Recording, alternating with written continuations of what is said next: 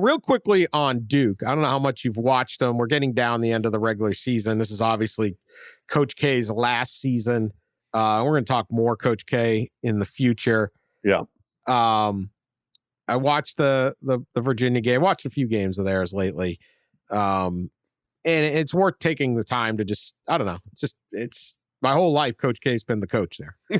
Since I've started paying attention to basketball. He's been the Duke. I don't remember pre-Coach K.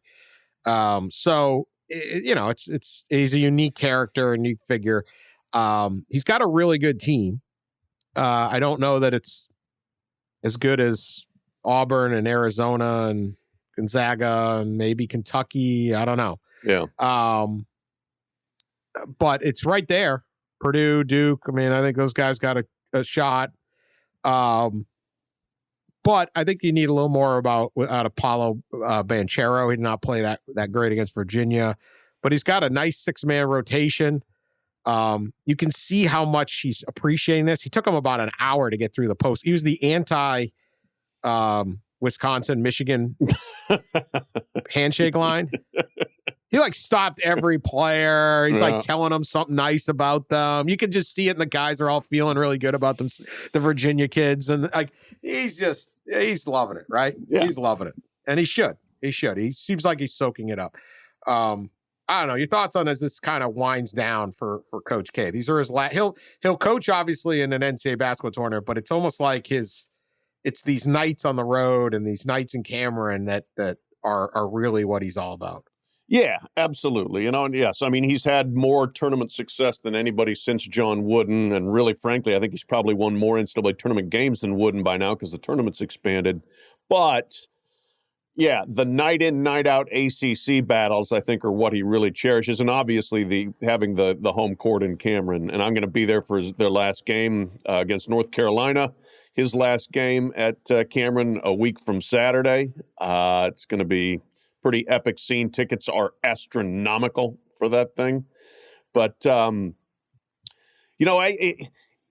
are two ways to go out. And you could go out like Roy and just say, hey, I'm done and not have the fanfare. Or you can do it like Kay and give yourself the victory lap. And then at one time try to deflect the victory lap. Like, no, I'm about this team and I don't care about that stuff. But you can clearly see, yes, as you said, he's enjoying the victory lap. Classic K, right? It's right. Yeah. I love these kids. Please applaud my humility. Yeah, right. Yes, right. Please applaud my humility while giving me gifts in every arena that I go into. And he does have a team that's good enough to get to the Final Four, maybe win it all. They're not a perfect team by any stretch. They're not great defensively. They're not bad, but they're not great defensively.